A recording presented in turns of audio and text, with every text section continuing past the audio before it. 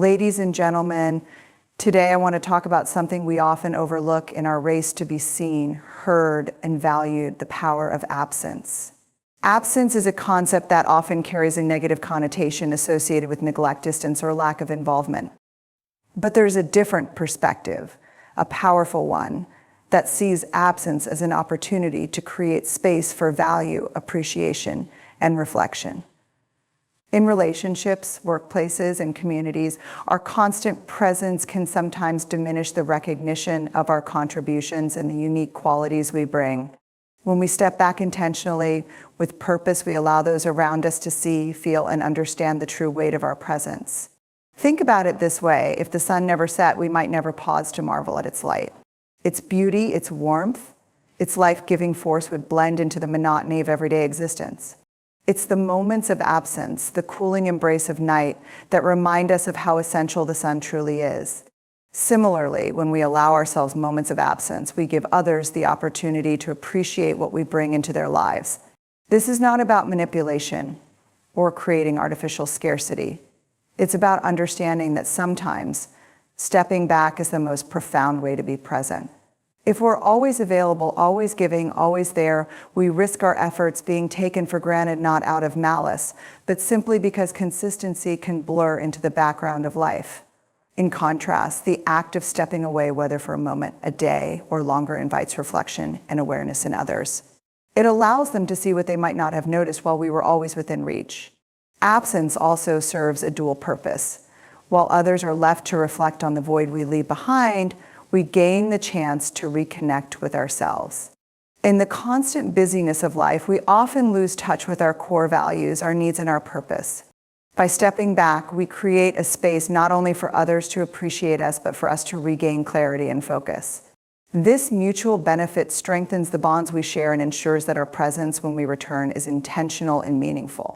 There's also an element of trust involved in embracing absence. It requires believing that your value doesn't diminish when you're not physically present. It's an act of courage to step away, to resist the urge to constantly prove yourself, and to trust that what you contribute will speak for itself. In doing so, you allow others the privilege of realizing what you bring to their lives. Absence, when wielded with care and authenticity, is not a void but a gift. It's a reminder that presence isn't about quantity but quality, not about being seen all the time, but being truly felt when you are. The concept of impermanence is deeply woven into the fabric of life. Everything we experience, our relationships, our possessions, our emotions, are in a constant state of flux. While this can often feel unsettling, there is profound beauty in the transient nature of life. It is this very impermanence that makes moments, people, and experiences so precious. When we embrace the fleeting nature of life, we come to realize that our time and presence are finite, and that knowledge transforms how we show up in the world. When it comes to relationships, the idea of impermanence plays a particularly crucial role. We can often take the people in our lives for granted, believing that they will always be there just as we will. But the truth is that nothing is guaranteed. Life is constantly changing, and sometimes the people we care about move away, grow apart, or are no longer with us. Understanding the impermanence of relationships makes us appreciate the time we have with others, making us more present, attentive, and mindful of how we treat them. Similarly, embracing impermanence allows us to view our own presence through a different lens. When we recognize that our time is limited, we understand that we cannot be everything to everyone all the time. This realization shifts our approach to life. Rather than trying to constantly prove our worth or to make ourselves indispensable, we start to prioritize what truly matters to us. We begin to value quality over quantity, focusing on the depth of our connections instead of their frequency. When we step away from certain situations or relationships, we create space for others to reflect on our impact. Our absence allows those around us to recognize the importance of our presence. People don't always fully appreciate what they have until it is no longer readily available. This doesn't mean playing games or using absence as a form of manipulation. Rather, it's about honoring the impermanence of life and giving others the opportunity to miss us, to reflect on the role we play in their lives. Absence becomes a mirror, allowing them to see the value we bring when we're around. Embracing impermanence also reminds us of the necessity of self-care. If we understand that our time is limited, we are more likely to spend it on things that matter and on relationships that nourish us. We stop trying to spread ourselves too thin, knowing that we cannot do everything or be everything to everyone. This acceptance of our own limitations creates a deeper sense of peace and a stronger connection to our true purpose. Ultimately, impermanence teaches us to live more fully, to appreciate each moment, and to recognize that our presence, while temporary, can have a lasting impact.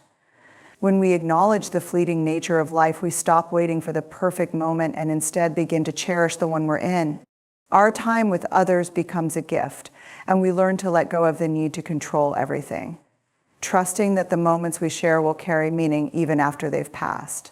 The idea of quality over quantity is an essential principle that governs not only our relationships, but also the way we engage with life itself. In a world that often prizes busyness and constant activity, we may feel pressured to fill every moment, to always be present, and to constantly do more.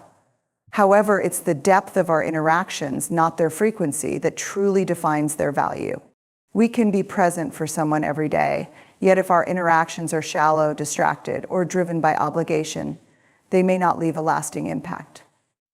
In contrast, when we offer our full attention and presence in a single, meaningful moment, that moment can resonate far more deeply than 100 fleeting encounters.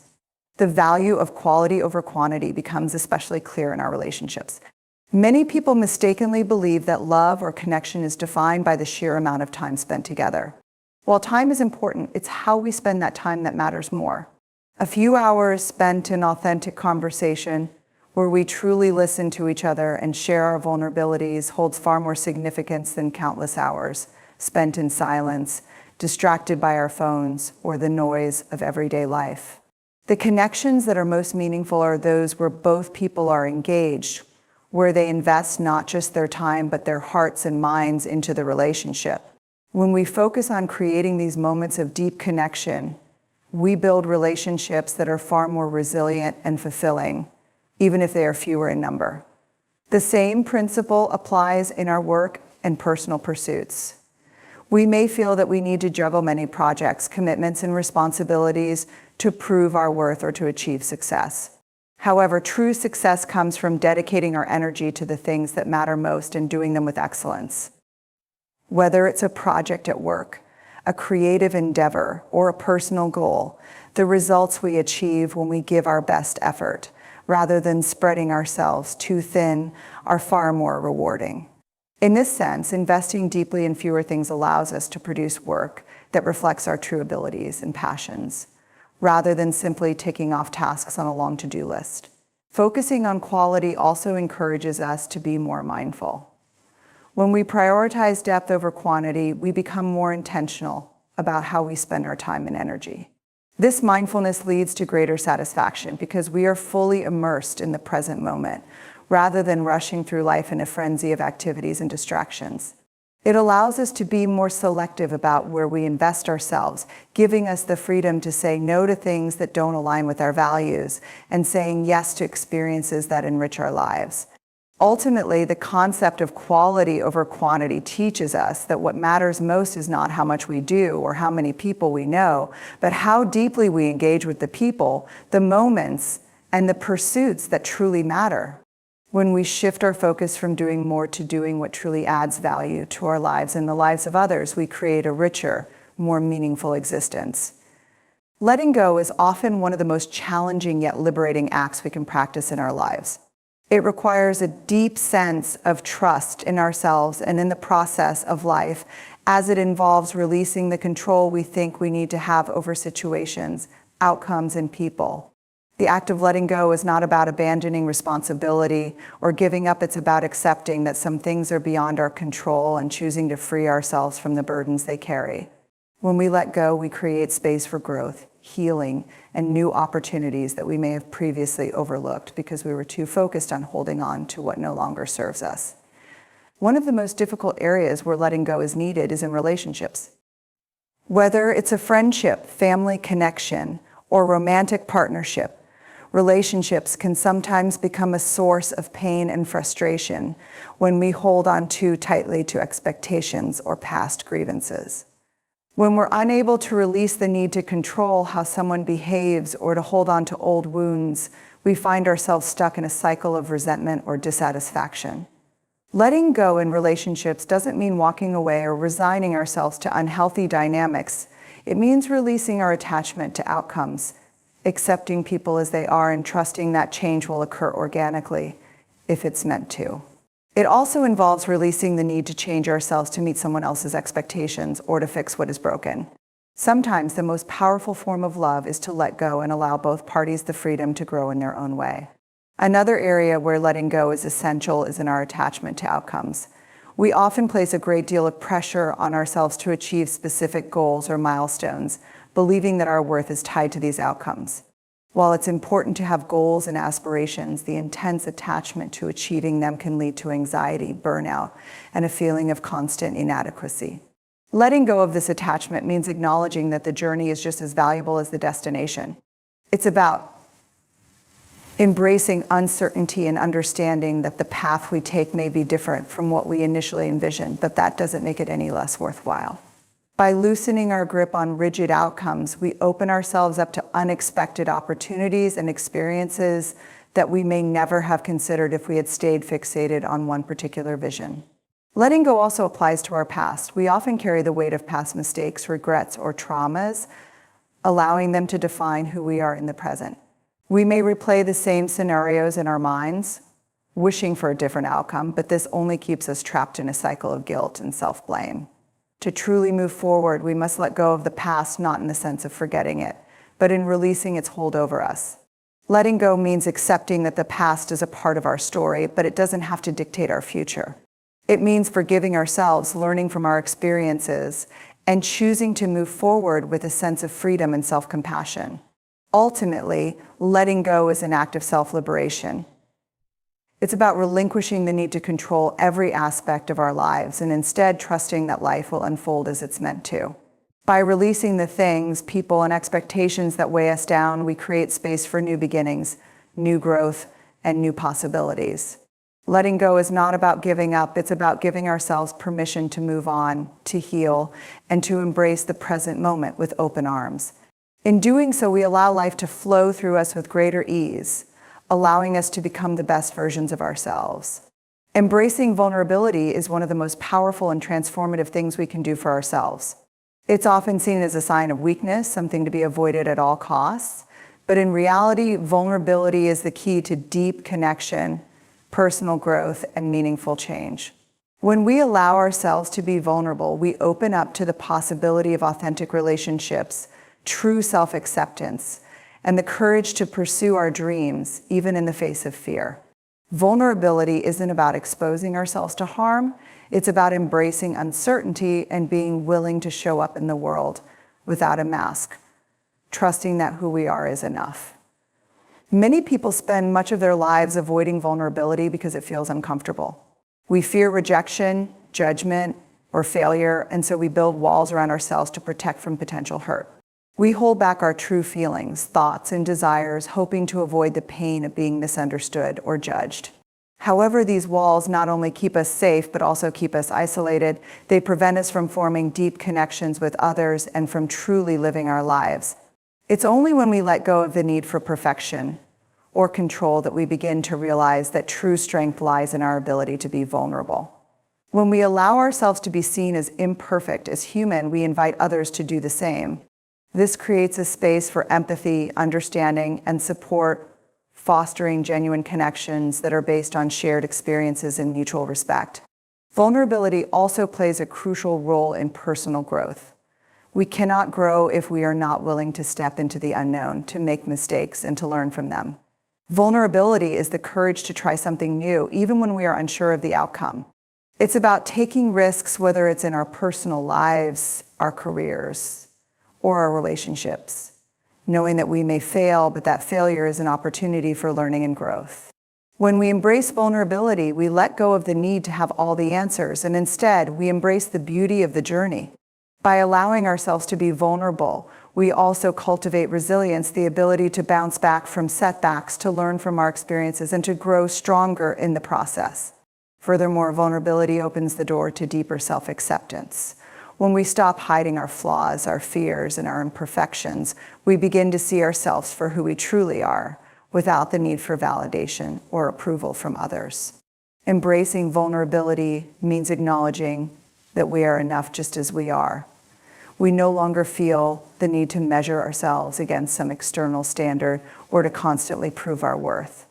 Instead, we accept ourselves fully, knowing that our worth is inherent, not tied to our achievements or how others perceive us. This self-acceptance allows us to let go of the fear of judgment and to live more authentically, free from the constraints of perfectionism. The idea of walking away, especially when it comes to difficult or painful situations, is often viewed with hesitation or even fear. We tend to hold on to things, people, situations, habits, because we are afraid of what might happen if we let go. But sometimes walking away is not just a choice, it's a necessary act of self-preservation and empowerment. It's an acknowledgement that we have the right to protect our mental, emotional, and physical well-being, even if it means stepping away from something or someone that no longer serves us. Walking away is not about failure or giving up. It's about having the courage to make a change and reclaim our own peace. When we hold on to situations or relationships that are toxic, draining, or no longer fulfilling, we risk losing ourselves in the process. We may convince ourselves that if we just push through, things will get better, or we might feel guilty for wanting to walk away. However, the longer we stay in unhealthy circumstances, the more we allow them to define our lives. By choosing to walk away, we are reclaiming our autonomy and choosing to put ourselves first. This doesn't mean we are abandoning others or being selfish. It means recognizing that we deserve to be in environments that uplift us, not ones that weigh us down. Walking away is an act of self-respect, an acknowledgement that our time, energy, and emotional health are valuable. Walking away is also an act of courage. It takes bravery to face the uncertainty that comes with change. When we let go of something familiar, even if it's painful, we are stepping into the unknown. There's a certain comfort in the familiar, even if it's unhealthy, and walking away can feel like stepping into a void. But this void is often where transformation happens. It's where new opportunities emerge, where growth takes place, and where we find new paths that are aligned with our true desires and purpose. Sometimes we need to walk away to make space for what is meant to come next. The fear of the unknown is often more paralyzing than the reality of what walking away can bring. In relationships, walking away can be especially difficult. We may feel a deep sense of loyalty or attachment to someone, and the thought of walking away can bring feelings of guilt, shame, or regret. However, staying in a relationship that no longer nurtures or supports us can be more harmful than walking away.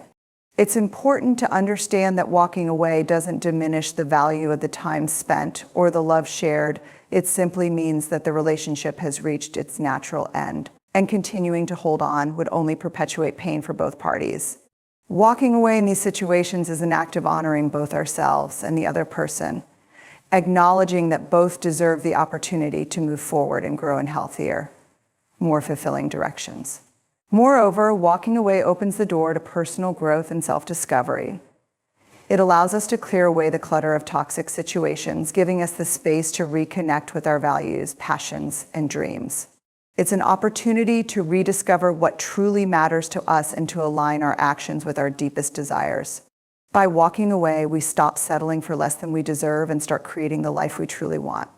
We become more attuned to our own needs, more confident in our ability to make choices that serve us, and more empowered to move forward without fear. In conclusion, the journey of embracing the idea of letting others miss you is not about playing games or manipulating emotions. It's about honoring your own value and creating space in relationships and in life for deeper, more meaningful connections. By focusing on quality over quantity, embracing silence, letting go of attachments, and stepping into vulnerability, we allow ourselves to become our most authentic selves, free from the pressures of constant availability or approval. The power of walking away, when necessary, further empowers us to reclaim our peace and invest in what truly matters. When we prioritize ourselves, our needs, our peace, and our growth, we create a life that is not only fulfilling, but also attracts the right people and opportunities. It's in the moments of absence, of standing firm in our own truth, and in allowing others the space to miss us, that we begin to cultivate relationships and experiences that are deep, meaningful, and truly worth our time and energy. Let them miss you, not as a strategy, but as a natural outcome of living fully and authentically, knowing that the most profound connections come when we are at peace with ourselves and the world around us. Remember, life isn't just about being seen, it's about being felt. Let them miss you so they can love and appreciate you all the more. Thank you.